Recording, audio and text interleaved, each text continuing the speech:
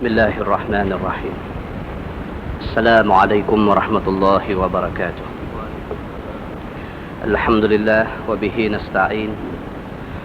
أشهد أن لا إله إلا الله وحده لا شريك له، وأشهد أن سيدنا محمدا عبده ورسوله، ونصلي ونسلم على هذا النبي الكريم سيد المرسلين وعلى آله وصحبه أجمعين. أما بعد، أيها المؤمنون اتقوا الله، أوصيكم وإياي بتقوى الله، فقد فاز المتقون. Muslimin dan muslimat, mudah-mudahan dirahmati Allah Subhanahu wa taala. Kita menggunakan Bahrul Mazi jilid 19. Muka surat 56. Muka surat 56 tajuk Ma jaa fi man ibtada'a bid'atan dalalah la turdillah. Itu bab yang datang pada menyatakan hadis yang menerangkan orang yang berbuat bid'ah akan sebagai bid'ah sesat. Tajuk malam ni dia nak cerita tentang orang yang buat bid'ah. Bid'ah maksudnya apa? Maksudnya benda yang Nabi tak buat. Kita buat, kita tokok tambah dalam soalan ibadah. Dalam soalan ibadah. Maka siapa yang piduk tokok tambah, piduk modify hal-hal ibadah, dia merupakan orang yang melakukan bid'ah. Dan bid'ah itu sesat. Yang tiada suka Tuhan kepada perbuatan itu. Dia kata di sini, ketahuilah saudaraku, bid'ah itu ialah perkara yang terbit baru dan menyalahi perintah syarak. Benda tu benda baru, apatah lagi ada nas syarak melarang perbuatan itu, kita pergi buat. Kita buat satu bid'ah yang sesat. Ketahuilah saudaraku, bid'ah itu ialah perkara yang terbit baru dan dia menyalahi syarak.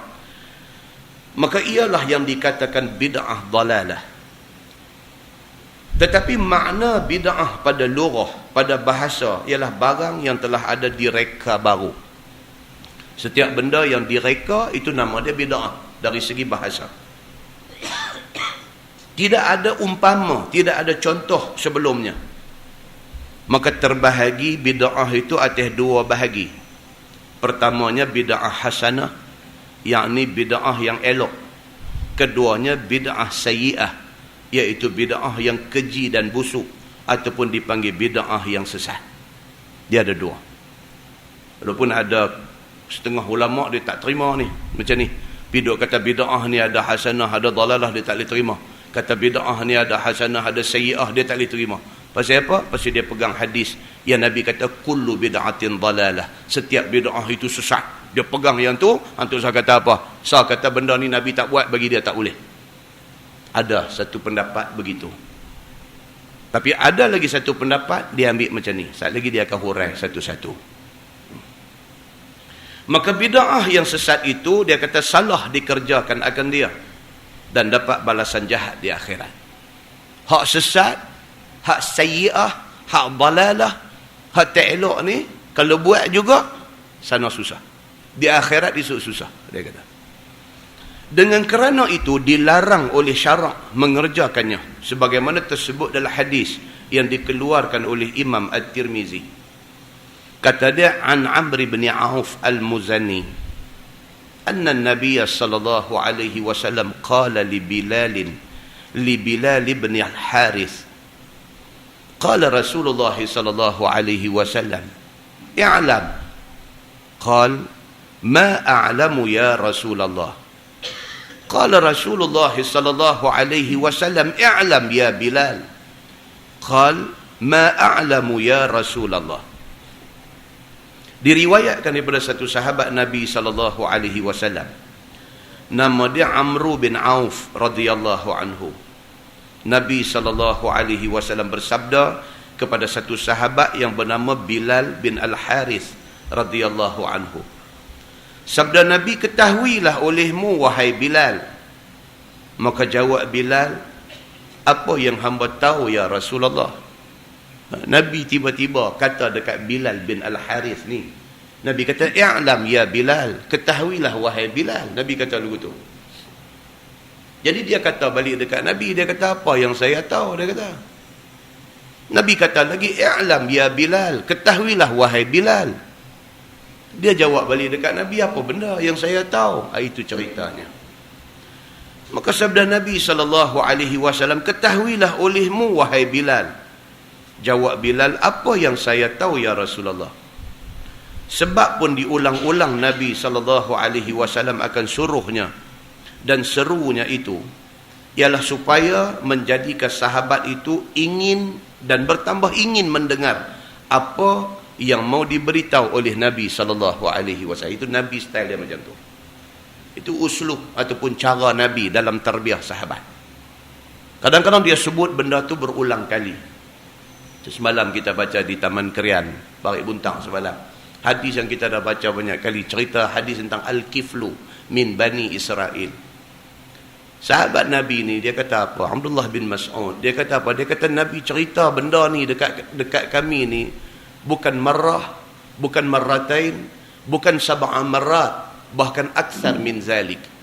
Dia kata ni cerita ni Nabi duk repeat, Nabi duk ulang, Nabi duk sebut bukan sekali, bukan 2 kali, bukan 7 kali, bahkan aksar min zalik, lebih pada tu. Dalam satu riwayat kata Nabi pernah sebut sampai 20 kali cerita ni di depan sahabat. Maksud dia apa? Maksudnya bukan Nabi tak ada idea. Maksudnya bukan Nabi ni lupa, kata dia sebut dah benda tu, dia terlupa, dia pergi sebut lagi. No. Tetapi benda tu penting. Maka kerana penting tu Nabi ulang sebut. Bukan sekali, bukan 2 kali, bukan 7 kali, bahkan tak tahu berapa kali. Maknanya benda tu sangat penting.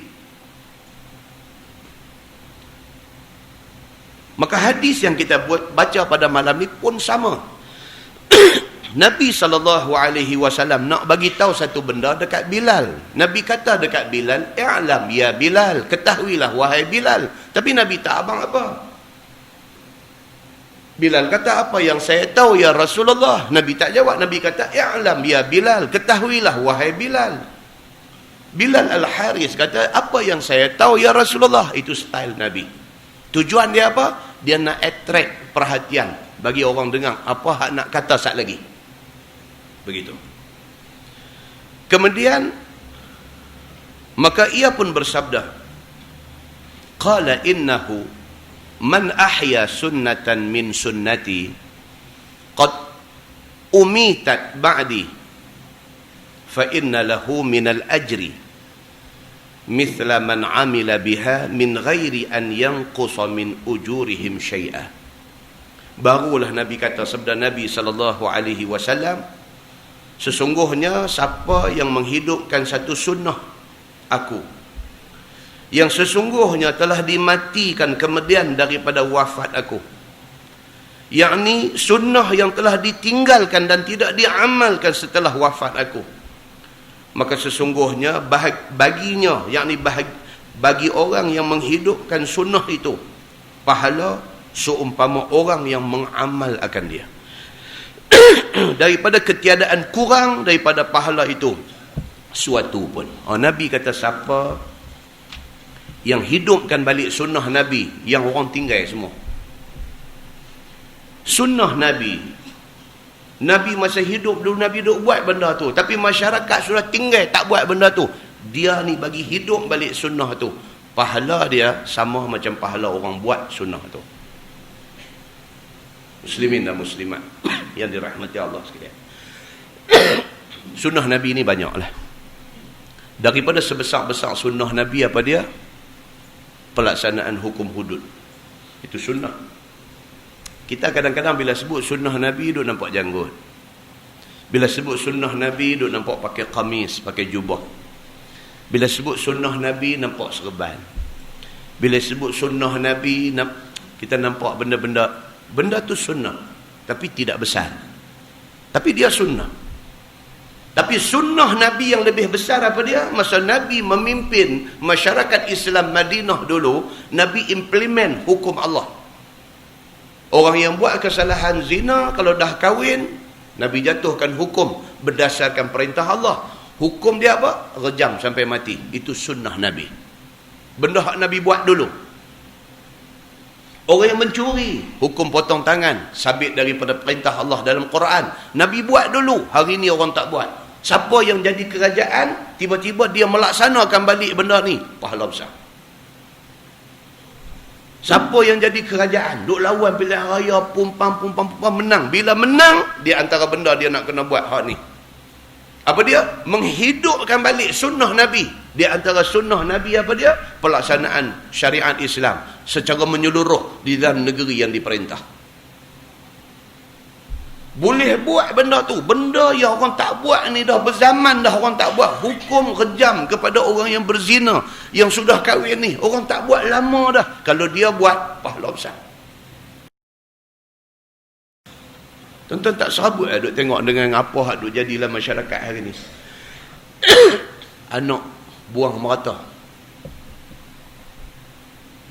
Lungguk sampah, longkang, lempak dalam sungai, bakang pun ada. Anak baru beranak keluar mai, dia bakang hidup-hidup, lepas tu bungkus-bungkus lempak. Pasal apa benda ni jadi? Kerana adanya zina. Pasal apa zina jadi? Kerana tidak ada undang-undang yang diturunkan oleh Allah dilaksanakan, maka benda tu tak boleh stop. Tak boleh stop. Allah buat kita, Allah tahu apa undang-undang yang compatible dengan kita. Allah tahu. Allah buat manusia, Allah habaq dah manusia, kalau kamu sudah kahwin, kamu berzina, hukum dia kejam dengan batu. Ambil batu punggai sampai mati. Sebahagian orang yang mengaku kata cerdik pandai hari ni, dia kata apa? Barbarian, dia kata. Undang-undang ni barbarian. Dia kata tak boleh, tak bertamadun undang-undang ni. Dia kata dekat siapa? Dia kata dekat Allah Subhanahu wa ta'ala. Sebab undang-undang itu Allah yang turunkan. Dia main masjid, dia semayang 5 waktu di masjid. Tiba-tiba bila bercakap tentang hukum yang Allah suruh laksanakan, dia kata undang-undang ni barbarian. Ni dia main semayang masjid 5 waktu ni apa? Dia sembah siapa? Dia kata dia sembah Allah. Pasal apa? Allah Tuhan yang hang sembah, Allah tu buat turun undang-undang, hang kata tak sesuai. Hang siapa? Nampak tuan-tuan? Kelirunya manusia ni sampai macam tu. Di satu waktu semayang sembah Allah sampai lebam dahi. Dalam masa yang sama, undang-undang Allah suruh dia tolak. Maka melaksanakan balik undang-undang Allah itu adalah menghidupkan sunnah Nabi sallallahu alaihi wasallam yang pahalanya besar sekali. Sampailah kepada hak perkara kecil-kecil ni, sunnah-sunnah yang kecil-kecil ni, apa dia? Siwak, gosok gigi bila nak semayang. Inda kulli salah, ketika nak semayang tu dibahaskan panjang oleh ulama. Ulama majoriti mengatakan apa dia? Waktu ambil ayat semayang. Waktu kita ambil ayat semayang, kalau ambil ayat semayang di rumah tadi gosok gigi, ambil ayat semayang, mai semayang. Ada sebahagian mentafsirkan apa? Sebelum takbiratul ihram, buat keluar kayu tanya, baru taruh. Dia kata ketika nak semayang, maksudnya waktu nak takbir semayang. Itu tafsiran masing-masing lah. Tapi rasanya hak gosok gigi di rumah tu cantik lagi lah. Muslimin dan muslimat yang dirahmati Allah sekalian. Yang pentingnya apa? Gosok gigi itu sunnah. Itu sunnah Nabi SAW. Baik. Kemudian dia kata masalah menghidupkan sunnah Nabi yang ditinggalkan itu apa? Sesungguhnya dengan sepotong hadis dalam masalah itu, taulah kita bahawa amal menghidupkan jalan Nabi yang ditinggalkan oleh orang daripada mengamalkannya itu berganda-ganda pahalanya. Pahala dia besar. Maka makna menghidupkan itu, yakni dijadikan orang-orang kembali mengamalkannya. Dia anjurkan orang suruh hidupkan balik sunnah itu. Sesungguhnya sangatlah banyak jalan Nabi SAW dan hukum syarak yang ditinggalkan oleh orang Islam pada zaman kita ni. Dia kata banyak sunnah Nabi yang orang tinggal lah ni, banyak. Ada besar, ada kecil amalan itu. Dan digantikan tempatnya dengan bid'ah yang sesat, dia kata. Sunnah yang Nabi duk buat tu tak buat, ganti dengan satu amalan baru, satu benda baru yang tak disuruh oleh Nabi. Dan benda tu sesat, dia kata. Seperti hukum potong tangan ke atas orang mencuri. Dia pun bawa contoh yang sama juga. Seperti mana dia kata hukum potong tangan ke atas orang yang mencuri. Maka tidak siapa orang Islam mengamalkan lain daripada di tanah Makkah dan Madinah. Tak ada negeri yang laksana ada hukum yang Allah sebut terang-terang dalam Quran ni. As-sariqu was-sariqatu faqta'u aydiyahuma. Ayat cukup clear. Pencuri baik laki-laki ataupun perempuan, faqta'u aydiyahuma, potong kedua-dua tangan mereka ni. Tangan laki-laki baik, tangan pencuri perempuan baik, potong. Bukan potong dua-dua tangan dia. Ini salah faham pula, dia curi-curi potong tangan kanan dengan tangan kiri. Bukan. Tangan kedua-dua mereka, bukan dua-dua tangan dia. Tangan baik pencuri laki-laki ataupun pencuri perempuan, hukuman sama. Perintah daripada Allah clear. Tapi banyak negara yang klaim kata dia negara Islam, dia tak jalan undang-undang ni. Pasal apa? Tak tahu. Adakah dalam hati dia rasa hak Tuhan kata ni zalim, kejam sangat? Wallahu a'lam. Tapi pokok pangkalnya apa? Undang-undang itu tidak diimplement di negara-negara yang mengaku Islam. Akibat dia apa dia tuan-tuan? Mai masjid pun kecurian berlaku. Tak usah cakap di lain, tak usah bercakap di kedai meh, tak usah bercakap rompakkan bank, tak usah bercakap pecah rumah, tak usah bercakap. Ni masjid ni, di masjid ni pun kecurian berlaku. Pasal apa? Pasal balak daripada Allah Subhanahu wa taala akibat daripada orang Islam tidak mau laksana hukum Islam. Muslimin dan muslimat yang dirahmati Allah sekalian. Dan seperti mana membunuh orang yang membunuh. Kita membunuh pembunuh. Dia bunuh orang, apa hukuman ke atas dia? Hukum dia bunuh dia balik. Ataupun dipanggil qisas, dia kata. Maka ialah dengan gantung ataupun dengan habas. Habas maksudnya jail. Hari ini kalau orang bunuh orang, hukum dia apa? Gantung. Ataupun hukum dia apa? Dipenjarakan dia seumur hidup dan sebagainya. Maka iaitu perkara yang tidak ada pada zaman Nabi SAW. Walaupun dia bunuh orang, dia dihukum mati, tapi dia dihukum gantung sampai mati, itu bukan sunnah Nabi. Sunnah Nabi apa dia? Pancung. Pancung ni pula buat di mana? Di khalayak ramai. Ni hukum Islam ni. Hukum kepada orang yang bunuh orang ialah hukum mati, hukum qisas. Hukum qisas kepada orang yang bunuh orang ni apa dia? Pancung. Kenapa Islam memilih pancung daripada gantung, daripada duduk kursi karan, daripada lempak daripada atas bukit bendera turun bawah? Kenapa Islam pilih pancung?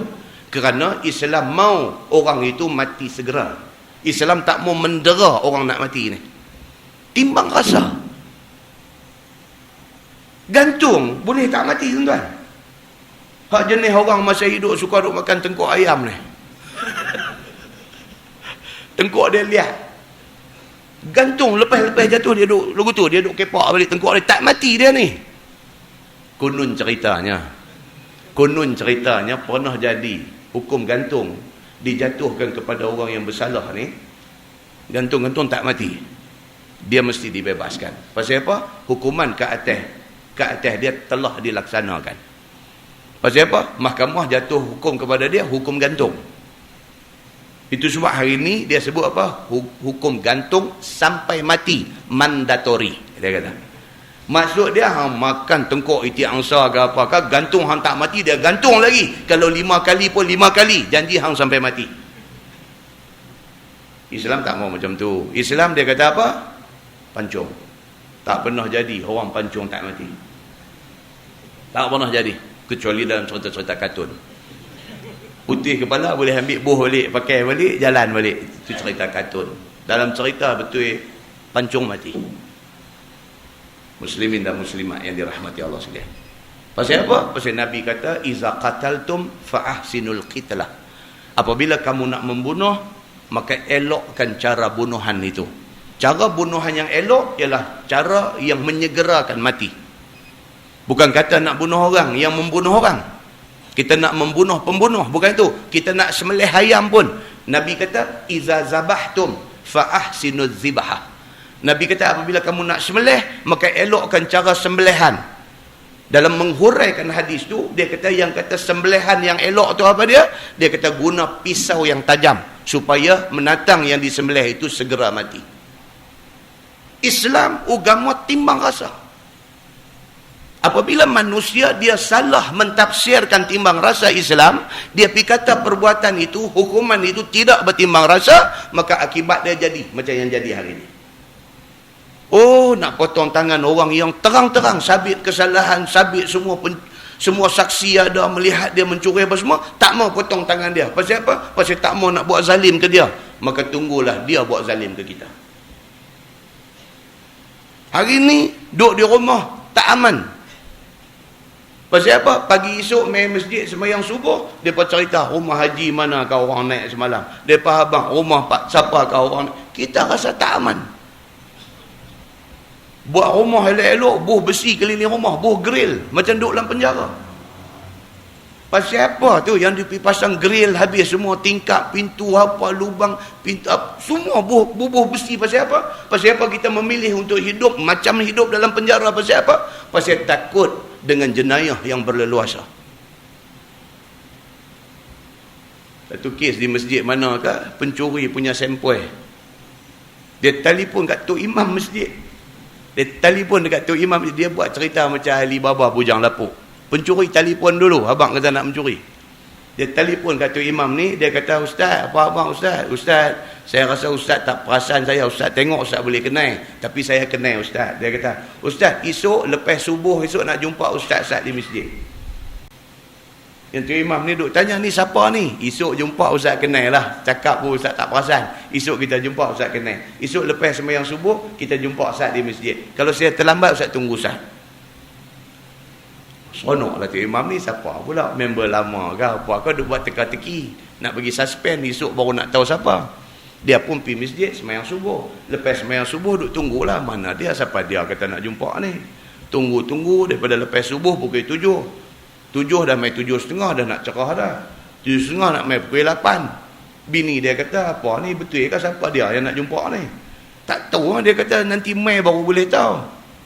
Tunggu pukul 8 sampai 8.30, bini dia kata mengarut dah ni. Nak tunggu sampai pukul 8 ni, kita apa minum pagi dak lagi, jom balik kata. Balik rumah Tungi Langgang. Rupanya dia pergi proses rumah tu Imam ni. Dia telefon tu Imam ni suruh lambat di masjid tu pasal dia nak punggah rumah tu. Macam ni punya pencuri pun ada. 8.30 balik dua-dua lelaki bini tengok pintu tu buka. Hantar tutup pintu kan tadi? Bini dia kata, abang yang tutup tadi. Aku tutup betul juga dia kata. Ni pasal apa tu buka habis. Tu Imam yang dia pilih tu. Muslimin dan muslimat yang dirahmati Allah sekalian. Apa masalah ni yang jadi ni? Masalah dia ialah kerana kita menafikan hukum Allah. Maka Allah tidak pelihara kita daripada jenayah yang jadi. Muslimin dan muslimat yang dirahmati Allah sekalian. Dia kata, dan seperti ibadah itu ada berapa banyak yang ditinggalkan. Adakah seperti zakat itu diperintah oleh sultan dan oleh pemerintah muslimin, dan seperti banyak orang meninggalkan ibadah dalam masjid dan menghidupkannya dan meramaikannya, pergi diperbuat ibadah itu beramai-ramai di tempat yang bukan masjid. Ini pun Nabi dulu buat apa pun di masjid. Nabi dulu apa pun buat masjid. Maka masjid imarah zaman Nabi. Zaman Nabi keputusan perang umum dalam masjid. Bukan ceramah-ceramah, bukan mengajar agama saja. Masjid ni menjadi center kepada masyarakat Islam zaman Nabi. Segala-galanya keputusan dibuat di masjid. Hari ini kita ubah-ubah. Ceramah pun buat di dewan orang ramai. Ceramah buat di padang. Kita cuba untuk nak jadikan masjid ni usang. Tak ada program. Bawa keluar daripada masjid. Semayang pun pergi buat luar daripada masjid. Kita tak mau buat di masjid.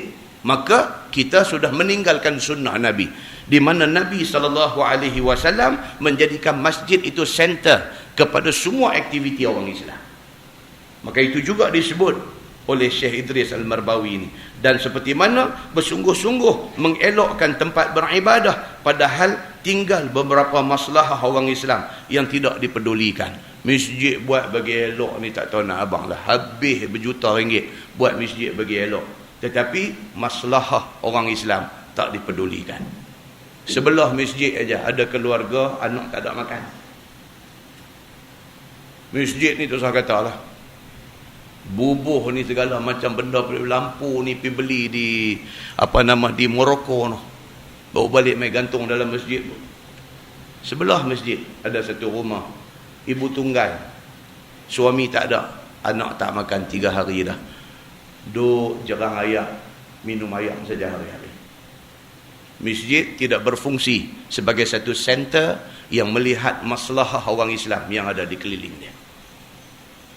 Sedangkan Nabi SAW dulu daripada masjid, Nabi kontrol semua. Muslimin dan muslimat yang dirahmati Allah sekalian. Dia kata maka semuanya itu, siapa yang menghidupkan dan mengembalikan sebagaimana zaman Nabi SAW dan sunnah Nabi, dan ditinggalkan mana-mana bid'ah yang sesat, maka ialah orang yang mendapat pahala besar, seperti mana yang disabdakan oleh Nabi SAW di dalam hadis tadi. Itu dia. Itu sunnah-sunnah yang lebih besar yang perlu diberi perhatian. Sabda Nabi SAW lagi, wa man ibtada'a bid'atan dhalalah la turdillaha wa rasulah kana 'alaihi min athami man 'amila biha la yanqusu zalika min auzarihim syai'a. Dan siapa yang berbuat bid'ah akan sebagai bid'ah dalalah yang tiada mereda akan Tuhan dan Rasulnya. Itu dia. Siapa yang pergi buat satu bid'ah sesat yang Allah dan Nabi tak reda, dia kata, nescaya adalah atasnya dosa seumpama dosa orang yang mengamalkannya. Kita berdosa macam mana dosa orang yang pergi buat benda tu. Tiada kurang yang demikian itu daripada segala dosa mereka akan suatu. Kata At-Tirmizi, ini hadis hasan. Masalah bid'ah itu ada maknanya pada lughah dan ada maknanya pada syarak. Bermula bid'ah pada lughah, pada bahasa itu ialah barang yang telah ada direka atas ketiadaan umpama dahulunya. Itu dari segi bahasa. Bid'ah ni apa dia? Nabi tak buat, kita pergi buat. Tidak ambil contoh daripada apa yang Nabi buat. Maka itu bid'ah dari segi bahasa. Dan bid'ah pada syarak ialah barang yang ada jadi baru dan terbit baru dan dia menyalahi syarak. Benda kalau tak salah dari segi syarak, maka itu bukan bid'ah. Kalau nak kata juga bid'ah, dia bid'ah hasanah, bid'ah yang baik. Contoh apa dia? Buat ma'had tahfiz, buat sekolah agama, bid'ah. Ada Nabi buat ma'had tahfiz dulu? Tak ada. Nabi apa pun di masjid lah semua. Ada Nabi buat sekolah agama, buat SMKA, buat sekolah Al-Mashhur, buat sekolah Al-Irsyad. Ada Nabi buat college Islam? Tak ada. Tapi hari ni orang buat Al-Mashhur, orang buat sekolah Al-Irsyad, buat college Islam Kelang, buat universiti Islam. Habis benda ni nak kira apa? Benda ni bid'ah. Dari segi bahasanya bid'ah. Pasal apa? Pasal Nabi tak buat. Jadi kalau kata bid'ah tak boleh lah? Boleh. Pasal apa? Yang ni baik. Maka dia dipanggil bid'ah hasanah. Ini yang dia nak terang kat kitanya macam ni. Pasal apa? Pasal dia tidak menyalahi syarak. Itu ceritanya. Syarak tak kata salah buat sekolah. Tidak ada nas daripada Quran, daripada hadis yang melarang buat sekolah. Maka benda itu tidak salah. Nah? Baik, dia kata maka dalilnya, dia kata ada khas dan ada am. Kerana yang hak itu pada barang yang didatangkan dengannya oleh syarak. Yang clear ada nas, itu clear.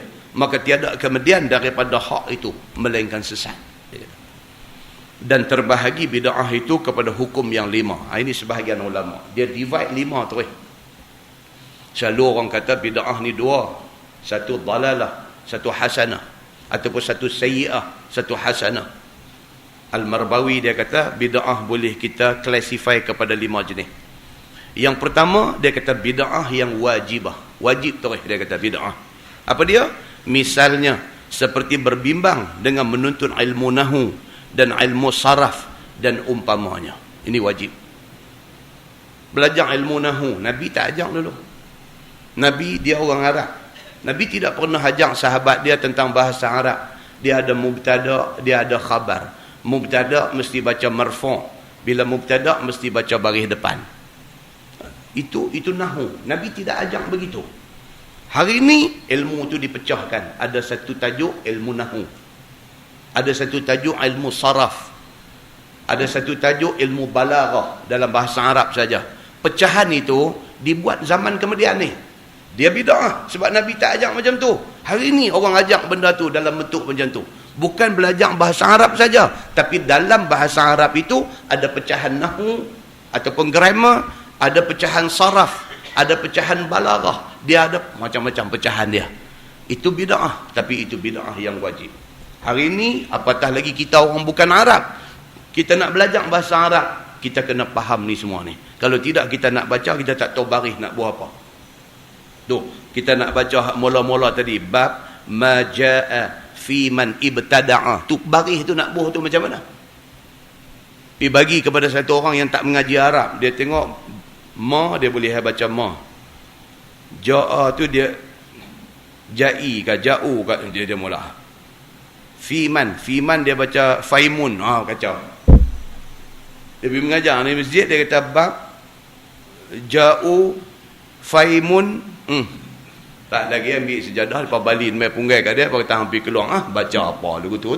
Nak mengajar orang apa sampai nak sebut fi man ibtada'a bid'atan. Nak sebut pun tak boleh. Hang nak mengajar apa? Tu dia pintu, hang keluar elok-elok sebelum kami kahwin hang keluar. Dia kata.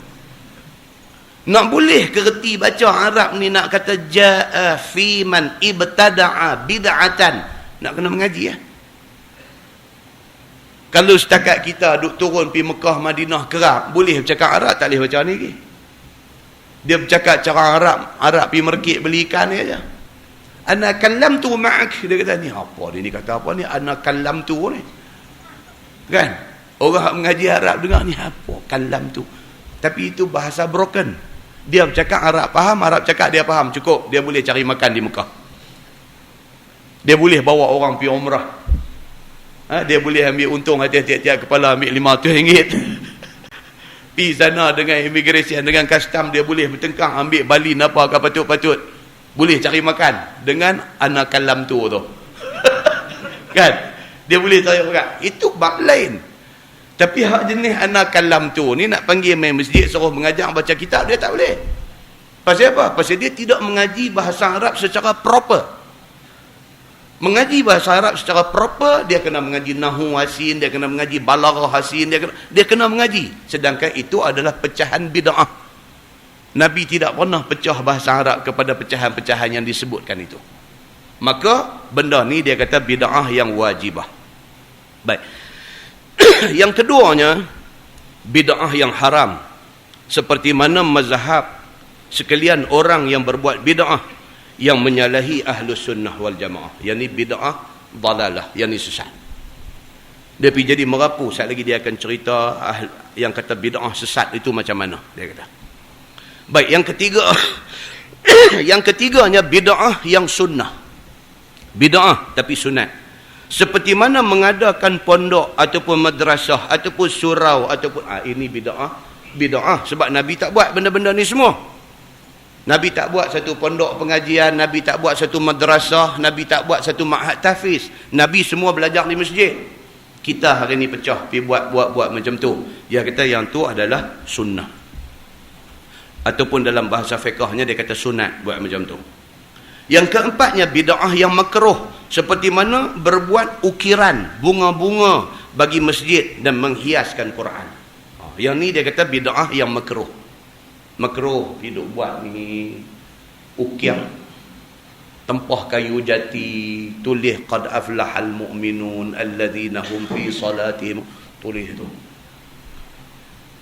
Masjid di Kuala Lumpur ada Masjid Abu Bakar As-Siddiq dekat Bangsa. Kalau tuan-tuan pergi di belah depan ni mihrab ni, kiri kanan mihrab tu buat daripada ukiran kayu jati besar surah Al-Mu'minun, qad aflahal mu'minun. Tu dia mula buat tu tahun 80 dulu ni. buat pengumuman di masjid hari Jumaat. Assalamualaikum, dia kata ni kita bercadang untuk nak buat ukiran surah Al-Mu'minun daripada kayu jati. Kita nak buat tu keluasan dinding besar tu. Kos dia lebih kurang berapa puluh ribu kah tahun 80. Berapa puluh ribu. Dia kata jadi kepada dermawan yang ingin menyumbang, dia kata boleh hubungi pihak masjid. Tuan-tuan, Jumaat depan buat pengumuman pula, Assalamualaikum tuan-tuan, kutipan untuk nak buat tu kita dah dapat lebih daripada sasaran, jadi cukup, siapa nak bagi nanti lain pula. Yang kata orang bangsa kaya ni, abang hari ni, minggu depan abang cukup lah. Oh, kiri kanan dia buat. Kata Masjid Bangsar, orang-orang Bukit Bangsa kaya-kaya, bagi jenis berapa? Dia tanya berapa? Abang kata 250,000. Saya bagi seorang lah. Jenis tu pun ada. Saya bagi seorang. Kata tak boleh bagi orang lain sama. Orang lain pun nak ambil sikit. Nah. Kalau dengan orang lain saya tak bagi yang seorang. Jenis macam ni pun ada. Kan? 250,000 saya seorang. Kalau ada kawan lain nak share, nak bagi RM25, dia tak mau bagi terus. Kalau ni dia seorang, dia tak mau share dengan orang. Oh, jenis ni kalau ada di Jelutong bagus. Muslimin dan muslimat yang dirahmati Allah sekalian. Ada orang dia macam tu. Ada duit, pemurah, dan dia nak buat seorang semua, kan? Ada orang macam ni. Tapi apa pun dia kata itu bid'ah yang makruh. Pasal apa? Dia lebih kepada unsur-unsur membazir sikit. Hidup ukiang buat sampai puluh-puluh ribu, ratus-ratus ribu, kan? Tapi nak kata haram tak juga. Pasal apa? Pasal masjid ni perlu dicantikkan. Kalau tak cantik, dia tak tarik orang mai. Tuan-tuan, pergi Masjid Nabawi dalam 2 tahun ni, kawasan lapangan di luar Masjid Nabawi tu bubuh payung. Boleh buka kembang macam tu, kan?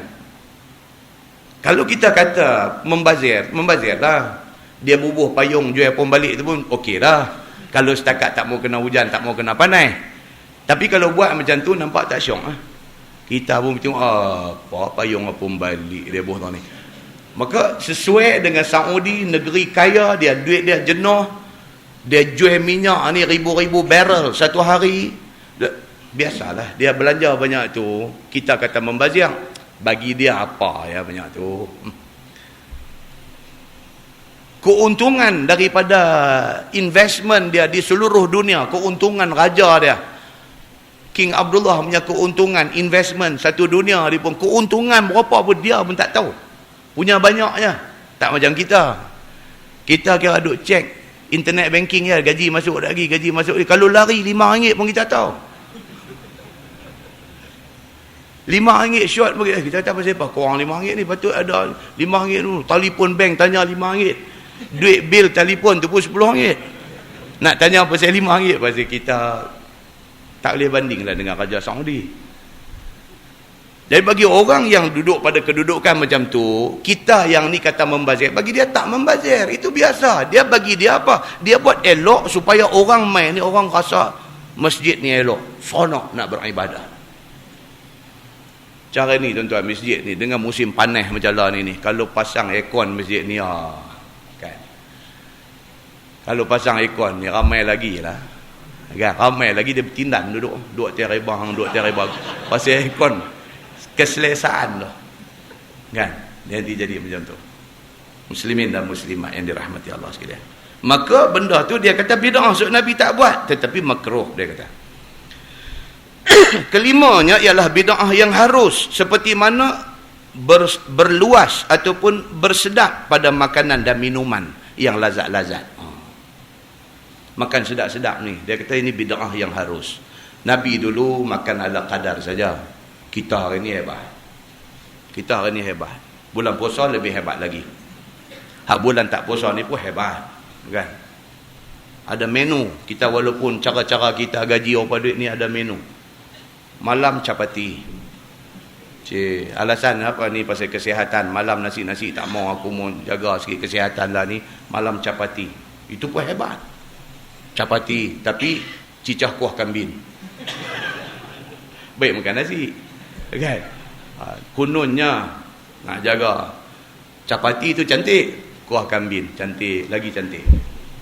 Kan? Maka bersedap-sedap ataupun berlazat-lazat pada makanan, pada pakaian yang elok-elok dan sebagainya, itu adalah bid'ah yang harus, dia kata. Bid'ah yang harus. Masalah dia kata ahlul bid'ah itu siapa dia? Yang kata ahlu bid'ah. Ahli bid'ah ni siapa? Bermula yang masyhur di sisi ulama dahulu, ahli bid'ah itu ada 7, dia kata. Yang pertamanya Mu'tazilah, dia kata. Yang berkata mereka itu bahawasanya segala hamba itu menjadi akan amal-amalnya, Mu'tazilah. Dan tidak kita ni melihat Tuhan di negeri akhirat. Ini pegangan Mu'tazilah yang menjadikan dia ni satu firqah, satu kumpulan yang sesat. Sebab apa? Sebab nas hadis terang-terang kata orang yang beriman di dalam syurga esok dia akan melihat Allah seperti mana kita melihat bulan purnama pada hari ini. Nabi kata lagu tu. Nabi kata kita ni esok ni mati masuk syurga. Dalam syurga esok di antara kemuncak nikmat kepada ahli syurga ni apa dia? Satu, dia melihat Allah. Melihat Allah tu nikmat. Dan kemuncak lagi satu apa dia? Dia mendapat keredaan Allah. Sahabat tanya Nabi, ya Rasulullah, yang kata melihat Allah itu bagaimana? Nabi kata seperti mana kamu melihat bulan purnama pada hari ini. Maknanya tengok, nampak. Wallahu a'lam macam mana cara dia, kita masuk syurga esok kita tengok. Mu'tazilah tak mau yang ni. Walaupun hadis mai dia tolak. Dia kata kita tak akan boleh tengok Allah walaupun di akhirat esok. Maka pendirian dia yang mencanggahi hadis itu menyebabkan dia menjadi satu kumpulan yang sesat. Maka dia telah buat satu bid'ah yang dalalah. Itu. Baik, yang kedua. Firqah yang kedua iaitu Asy-Syiah, iaitu kaum yang melampau-lampau kasih kepada Sayyidina Ali karramallahu wajhah. Maka mereka itu pun ada 22 firqah. Dia kata Syiah. Melampau-lampau. Sayyidina Ali diterima oleh semua orang sebagai sahabat Nabi, sebagai ahli keluarga Nabi. Sayyidina Ali sebagai salah seorang daripada khulafa ar-rasyidin. Semua orang terima. Tapi mereka ni terlebih sayang dekat Sayyidina Ali sehingga mereka menafikan Abu Bakar, Umar dan Osman. Habis. Dengan kerana pendirian yang dia ambil itu. Dia angkat Ali sampai menolak sahabat lain. Maka dia menjadi firqah yang sesat. Yang tu, yang kedua. Yang ketiga, dia kata Al-Khawarij, yang melampau-lampau sampai ke tahap mengkafirkan orang mukmin yang berdosa, yang melakukan dosa besar. Dosa besar ni berdosa lah, tak jadi kafir. Satu orang Islam, apa hukum kepada orang Islam minum arak? Hukumnya dia dosa besar. Dia kafir dah? Dah. Dia dosa besar. Dia hanya akan jadi kafir apabila dia menghalalkan arak yang haram. Waktu tu baru dia kafir. Tapi kalau dia orang Islam, dia duk minum arak. Sampai kita pergi tegur dia, kita kata haji yang minum ni. Ya Allah. Leceh. Ada jadi benda ni. Ada jadi. Haji. Pergi haji dah. Minum lagi. Jadi orang pergi tegur dia. Orang kata haji. Apa haji dah pergi Mekah dah apa. Janganlah haji. Jangan minumlah benda ni. Dia kata, awak aku minum apa salah? Ni yang kata haji nama tu ni. Dia kata aku minum apa salah? Salah lah haji. Benda ni Quran sebut. Kata tak boleh. Baca pula ayat dekat dia. Innamal khamru wal maisiru wal ansab. Baca ni. Nak cerita kata haram arak ni. Baca pula. Innama yuridu syaitan an yuqi'a bainakumul adawata wal baghdha. Syaitan memang nak orang yang minum arak ni jatuh di dalam al-adawah wal baghdha. Jatuh di dalam permusuhan dan benci-membenci. Allah sebut macam-macam ni tentang orang minum arak ni. Nabi pula pergi kata pula orang yang minum arak ni Allah tidak terima ibadat dia. Ni aku nak abang, aku minum aku tak mabuk tau. Ni ini contoh cerita yang benar jadi. Betul-betul jadi. Aku minum, aku tak mabuk. Dia kata ni yang duk baca ni macam-macam ayat Quran apa semua ni. Ini, dia kata ini untuk orang yang minum mabuk. Aku tak mabuk. Dia kata. Haji. Kita, Haji, panggil. Duk panggil Haji lagi. Kalau panggil Dol kata, tu kawal lah. Dia kata dia, Haji. Tak boleh Haji. Haji mabuk ke Haji tak mabuk. Benda ni, agama kata tak boleh Haji. Saya berhenti Haji. Saya sayang kat Haji punya pasal. Saya kata macam ni. Berhenti Haji. Ni, aku nak abang satu, aku tak akan berhenti sampai mati. Hang nak kata haram ke, hang nak kata apa, hang simpan ke hang. Bagi aku, benda ni halal, aku boleh minum. Dia jadi kafir. Pasal apa? Bukan pasal minum maka, tapi pasal menghalalkan benda yang diharamkan oleh Allah. Habis dah. Berlaku benda ni kepada firqah ni, Al-Khawarij. Terlebih dalam menghukum orang. Apabila orang tanya, apakah hukum ke atas orang yang buat dosa besar? Khawarij kata apa? Kafir, dia kata. Dah, orang buat dosa besar, tak kafir. Dia berdosa besar. Dia tidak kafir. Dia hanya akan jadi kafir apabila dia menghalalkan benda yang haram. Nah, muslimin dan muslimat yang dirahmati Allah sekalian. Keempatnya ialah murjiah. Iaitu golongan yang berkata mereka itu tiada memberi mudarat serta iman itu oleh maksiat. Ini pendapat yang dipegang oleh golongan murjiah. Dia kata satu orang yang mengaku beriman, dia mengekalkan maksiat. Tak ada masalah, dia kata. Pasal apa? Pasal air dengan minyak tak bercampur. Dia Islam, dia nak buat apa, nak minum arak ke, dia nak berzina ke apa, tak ada apa-apa dia kata. Tak ada bercampur punya benda ni. Dia kata pahala-pahala, dosa-dosa. Dia kata pula, hang tahu tak, dia kata, hang ada baca hadis tak, dia kata, orang yang pi di Mekah semayang di Masjidil Haram berapa pahala dapat, hang ada baca tak, dia kata. Tak ada baca. Berapa pahala, dia kata, pi Masjidil Haram semayang 2 rakaat di Masjidil Haram berapa pahala? Kata 100,000 pahala. Nabi kata adalah hadis yang sahih. 100,000. Dia kata aku buat dosa. Satu dosa buat baru satu. Aku pergi Mekah berapa kali hang tahu? Dia kata. Dia mula nak kira matematik. Aku pergi Mekah berapa kali tahu? Dia kata. Aku pergi Mekah ni masuk dengan ni, dia kata dah 7 kali dah aku pergi. Tiap-tiap kali aku pergi, berapa kali aku semayang di Masjidil Haram hang tahu? Satu semayang saja 100,000 pahala duk ada. Aku sekali pi, kalau aku semayang fardu saja, satu hari duk ada 5 kali semayang. 5 kali tu tak masuk semayang sunat, dia kata. 5 kali 100,000.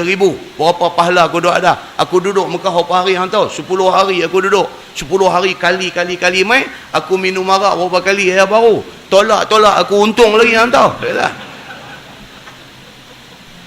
Anda percaya tak ada orang cakap macam ni? Ada, tuan-tuan. Dia guna hadis juga, tapi dengan cara yang salah. Itu tak kira pergi Masjid Nabawi tau. Masjid Nabawi satu sembahyang berapa pahala? Hang, aku nak tanya hang sampai dah lagi Baitul Maqdis, Masjidil Aqsa, hang sampai dah lagi? Ni pun dah naik takut dah. Dia kata tak lagi. Hang Masjidil Aqsa pun hang tak sampai lagi. Aku 2 kali dah pergi, ambil gambar lagi di sana hang tahu. Ni 3 masjid Nabi ada sebut, dia kata. Ini 3 masjid Nabi ada sebut, pahala dia macam mana? 3 masjid ni aku dah pergi semayang dah. Antau pahala semayang 3 masjid ni saja, berapa banyak duk ada kat aku? Hang nak komplain apa dekat aku? Aku buat maksiat sikit sebanyak, tolak pahala tu pun duk ada banyak lagi, antau. Tuan-tuan percaya tak ada orang yang macam ni buat dah? Takut tuan-tuan, dengar orang macam ni kita lari. Tak usah tunggu, tak usah bercakap dengan dia. Tak usah. Hak jenis macam ni bercakap membuang masa aja. Dia cakap pandai, tapi cakap tu nak merosakkan dia. Muslimin dan muslimat yang dirahmati Allah sekalian. Maka murjiah itu pendirian dia. Yang kelimanya, Al-Bukhariyah, dia kata, yang muwafaqah bagi ahlu sunnah yang menjadikan segala fa'il, dan muwafaqah bagi Mu'tazilah pada menafikan sifat-sifat baharu kalam, maka mereka itu ada 3 macam. Dia kata ni geng ni dia sama dia menolak Quran. Dia kata Quran itu makhluk, bukannya qadim. Ini Imam Ahmad bin Hanbal, Imam Hanbali, kerana mempertahankan kata Quran itu qadim dan bukan makhluk, dia kena sebat dengan khalifah zaman dia. Sekali kena sebat ram atas belakang, dia kata Bismillahirrahmanirrahim. Dia persebat dia sekali ram, Alhamdulillah, dia kata. Imam Ahmad bin Hanbal, Imam mazhab Hanbali ni, dia kata dekat khalifah, dia kata Quran ini qadim, bukan makhluk.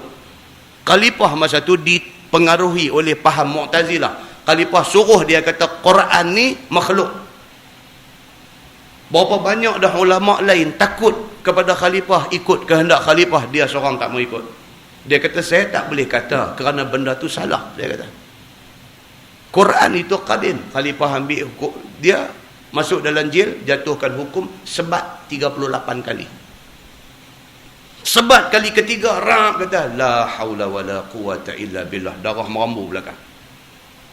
Sebat lagi bismillah, dia kata. Sebat lagi alhamdulillah. Sebat lagi la haula wala quwata illa billah, 38 kali kena. Pasal apa? Pasal dia tak mau tunduk kepada kehendak khalifah yang sudah dipengaruhi oleh faham Mu'tazilah, suruh kata Quran itu makhluk. Dia pertahan sampai merambu darah. Ini yang kata kumpulan-kumpulan sesat yang ada pada zaman tu. Dan keenamnya golongan Al-Jabariyah, yang berkata mereka itu tidak ada ikhtiar daripada hamba-hamba Allah. Dia kata Jabariyah, dia kata manusia ni jadi macam kapeh ditiup angin. Kita ni macam robot yang kena kontrol. Orang pegang remote control, tolak kanan kita pi kanan, tolak kiri kita pi kiri. Jabariyah dia kata manusia ni macam tu, tak ada ikhtiar, tak ada pilihan. Apa yang jadi dekat manusia ni semua takdir Allah. Salah. Ahlus sunnah wal jamaah kata apa? Allah bagi jadi kita, Allah bagi akal dekat kita. Allah hantar main Nabi, turun main wahyu dekat kita. Kita ada ikhtiar untuk memilih. Kita nak pilih jalan mana. Apa yang kita pilih, maka Allah takdirkan sesuai dengan pilihan kita.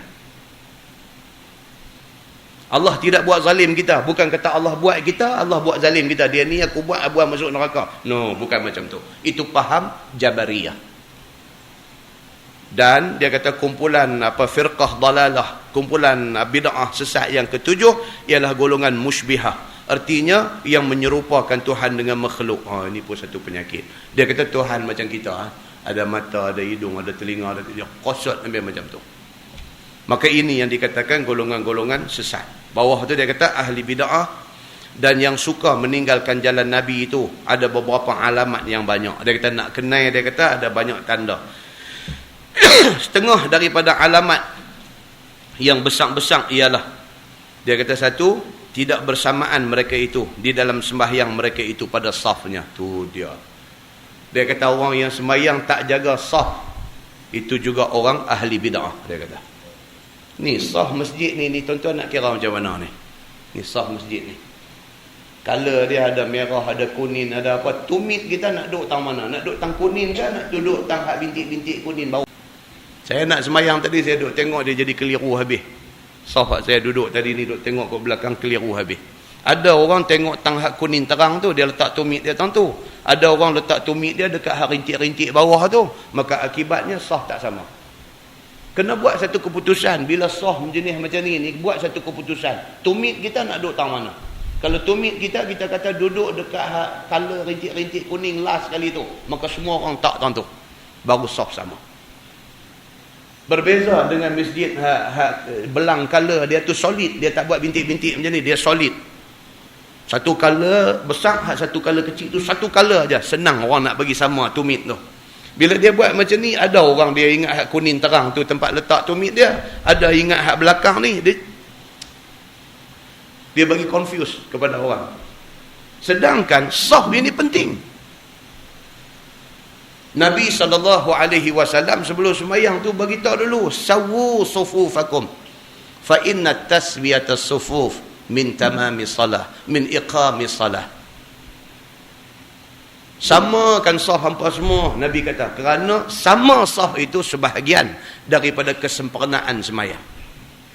Umar Al-Khattab lagi cengeh tentang nak bagi sama saf ni. Nabi SAW pula kata, saf tak sama ni menyebabkan hati kita jadi tak sama. Jadi selalu nak bergaduh. Pasal apa? Latihan menyamakan saf pun kita tak boleh nak patuh. Muslimin dan muslimat yang dirahmati Allah sekalian. Baik, maka dia kata itu di antara tanda orang tu ahli bid'ah. Dia kata bengkang-bengkok safnya dan banyak tempat kosong pada saf-saf yang di depan. Dan ada yang ke hadapan tumitnya, dia kata. Dan ada yang ke belakang tumitnya, begitu juga dadanya. Dia jadi belakang depan. Pasal confuse dia lah. Confuse saf ni. Ini nak kena jaga, dia kata. Dan setengah daripadanya ialah mengejek-ngejek akan hamba-hamba Allah yang saleh. Ini tanda ahli bid'ah. Dia tengok orang-orang saleh, dia suka duk ejek-ejek main. Tengok sahabat dia taruh janggut, dia kata janggut cari makan. Dia nakai tak kena tempat. Dia suka duk buat main-main dengan orang yang duk tunjuk nak hidup cara agama ni. Dan yang ingat akan Tuhan, dia buat main-main dengan orang-orang agama, orang-orang yang kuat ingat Tuhan, orang saleh, dia jadikan bahan mainan dia. Dan yang menyuruh dengan baik, dan yang menegah dengan jahat. Orang yang duk ajak orang amar ma'ruf nahi mungkar, dia buat main-main. Dan setengah daripada bid'ah mereka itu ialah memperkecil-kecilkan zikir dan membaca Quran. Leceh. Orang nak baca Quran, orang nak zikir, ni dia duduk jadi cari pasal dengan orang. Kan macam kes kita lah, masyarakat kita ni tak habis. Nak baca Yasin malam jemaah pun jadi hal. Betul, Nabi tidak pernah buat. Menetapkan malam jemaat untuk baca Yasin. Nabi tak buat. Tapi baca Yasin tu salah ke? Tak salah, bacalah. Daripada seminggu tak baca langsung, ambil malam jemaat nak baca Yasin, bacalah. Tak mesti Yasin, minggu depan ubah kita baca surah Ad-Dukhan pula. Minggu lagi sekali kita ubah, kita baca surah Al-Mulk pula. Buatlah. Memilih satu malam untuk nak buat baca Quran ramai-ramai ni. Walaupun Nabi tidak pernah buat lagu tu, tapi takkanlah salah nak baca Quran malam tu. Hak tu pun nak jadi perang juga, nak berkelahi juga, jangan macam tu. Muslimin dan muslimat yang dirahmati Allah sekalian. Dan dia kata bersembang dan berbantah-bantah dan mengumpat dan juga mengejek-ngejek. Dia pergi jadi itu. Dengan orang-orang yang tunjuk minat pada agama, dia pergi buat ejek-ejek main macam tu. Jangan macam tu. Dia kata. Dan kata Sufyan As-Sawri, bermula bid'ah itu lebih suka kepada iblis daripada maksiat. Dia kata. Iblis ni dia lebih suka orang buat bid'ah daripada orang buat maksiat. Pasal apa? Pasal bid'ah ini dia mereka-reka al-ibadah. Buat maksiat ini satu benda yang boleh bertaubat. Boleh minta ampun kepada Allah. Yang ni pergi tambah syariat. Lagi besar dosa dia. Iblis suka kepada orang yang menjadi ahli bid'ah. Dia kata. Dan kerana maksiat itu diterima akan taubatnya. Dan bid'ah itu tidak diterima taubatnya. Dan berkata Al-Fudail rahimahullahu ta'ala, siapa kasih ia akan orang bid'ah, maka disia-siakan Tuhan amalnya. Dia pergi suka kepada ahli bid'ah, Allah tak suka kepada orang yang suka kepada ahli bid'ah. Dan keluar ia daripada nur Islam dari dalam hatinya. Dan tersebut di dalam sunan dan dikatakan daripada Nabi SAW sabdanya, Allah adalah sahabatku. Jangan mengambil sekalian kamu akan sahabatku itu. Maksudnya di dunia, kemudian daripada aku. Maka siapa kasih akan mereka itu? Yang ini akan orang-orang yang saleh itu.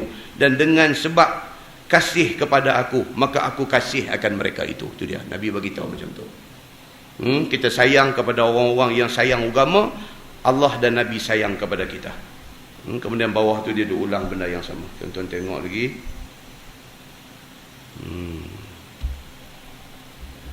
Muka sebelah menghidupkan sunnah Nabi itu dapat balasan. Sama macam tadilah. Dia nak ulang hadis yang sama, kata dapat pahala berganda kepada orang yang menghidupkan sunnah Nabi.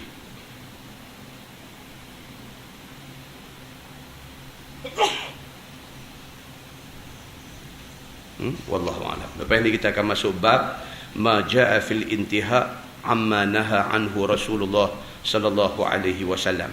Itu bab yang datang pada menyatakan hadis yang menunjukkan berhenti daripada mengerjakan barang yang ditegah daripadanya oleh Nabi SAW. Apabila Nabi tegah kita buat satu benda, maka hendaklah kita berhenti. Nabi kata tak boleh, tak boleh. Jangan pergi duk renggah nak buat juga dengan alasan kata orang duk buat lama. Tak boleh. Kalau benda tu merupakan benda tokok tambah dalam agama, kita pergi nak buat sedangkan ada nas yang melarang perbuatan itu, kita kena berhenti. Kita kena patuh kepada nas yang ada.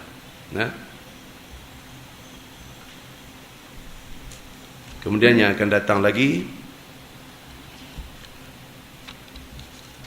dia akan mai satu cerita hadis Nabi SAW. Nabi kata, telah binasa halaka man kana qablakum likasrati su'alihim wa ikhtilafihim ala anbiya'ihim. Binasa orang yang sebelum daripada kamu kerana banyak tanya. Banyak duk tanya. Dia akan bawa mai cerita yang ada dalam surah Al-Baqarah. Cerita apabila diperintahkan kepada Bani Israel suruh sembelih lembu kerana ada satu pembunuhan jadi. Satu pembunuhan jadi kerana harta pesaka. Dia bunuh pak benakan, dia bunuh sepupu dia. Bunuh kerana nak ambil harta pesaka. Bila bunuh, dia ambil mayat tu, dia pergi lempang di tempat orang lain. Lepas tu dia buat ramai, dia buat cerita kata orang tempat tu bunuh pupu dia. Jadi tak boleh nak selesai benda ni. Ditanya kepada Nabi Allah Musa alaihi salam, macam mana nak selesai masalah ni? Nabi Musa alaihi salam minta kepada Allah, Allah perintahkan supaya sembelih seekor lembu. Bila perintah suruh sembelih seekor lembu ni diberitahu kepada Bani Israel ni, mereka tanya banyak. Ni yang tanya macam ni tak boleh. Mereka tanya ni lembu macam mana, color apa, lembu besar ke lembu kecil ke, lembu ni kalau hak duk kerja duk tengala bendang boleh tak ke. Tanya bagi-bagi jadi payah. Akhirnya hampir-hampir mereka tak boleh cari lembu seperti yang mana yang disifatkan itu. Tak boleh cari. Jumpa lembu kepunyaan seorang anak yatim. Cerita anak yatim ni dia akan mai pada tajuk yang akan datang. Dia akan mai cerita siapa budak ni dan orang macam mana budak ni, mak pak dia orang macam mana, budak ni sendiri orang macam mana yang menjadi tuan punya lembu ni. Yang kemudiannya lembu ni disembelih, dia ambil satu juzuk daripada badan lembu ni. Ada satu riwayat kata ambil lidah dia, ada satu riwayat kata ambil ekor dia. Pi pukul orang yang kena bunuh ni. Ambil lidah, pukul dia. Pukul-pukul, mayat bangkit duduk. Mayat bangkit duduk. Bangkit duduk, dia tunjuk syekh yang bunuh dia ni. Dia kata syekh ni bunuh saya. Lepas tu dia pun tidur balik. Ayah ni yang P. Ramli ambil buat filem apa itu ni? Alibaba bujang lapuk kan. Dah mati kena tikam dah. Bangkit pula. Lagu doa abang mati dalam iman. Tidur balik. Rupanya dia ada baca surah Al-Baqarah punya cerita. Yang kata orang mati ni pukul-pukul dengan anggota lembu ni bangkit tunjuk siapa bunuh dia. Mati balik. Kan? Ada juga asal-usul cerita yang dia ambil tu. Kan? Ini ceritanya. InsyaAllah dia akan datang. Dia akan main macam ni. Yang baik itu daripada Allah, yang tak baik silap saya. Saya tangguh dengan tasbih kafarah dan suratul asr. Subhanallah. Asyhadu an la ilaha illallah. Allahumma salli ala Muhammadin fil awwalin wal akhirin wa sallim wa radiyallahu tabaraka wa ta'ala an sadatina ashabi sayyidina Rasulillah ajma'in. Bismillahirrahmanirrahim. Alhamdulillahi rabbil alamin. Hamdan yuwafi ni'amahu wa yukafi'u mazidah. يا ربنا لك الحمد كما ينبغي لجلال وجهك الكريم وعظيم سلطانك. رضينا بالله ربا وبالإسلام دينا وبمحمد نبيا ورسولا. اللهم افتح علينا فتوح العارفين وارزقنا فهم النبيين بجاه خاتم المرسلين.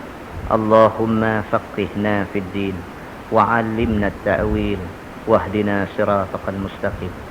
اللهم أرنا الحق حقا وارزقنا اتباعه وأرنا الباطل باطلا وارزقنا اجتنابه. اللهم اجعل جمعنا جمعا مرحوما وتفرقنا من بعده تفرقا معصوما. وصلى الله على محمد وعلى آله وصحبه وسلم والحمد لله رب العالمين. السلام عليكم.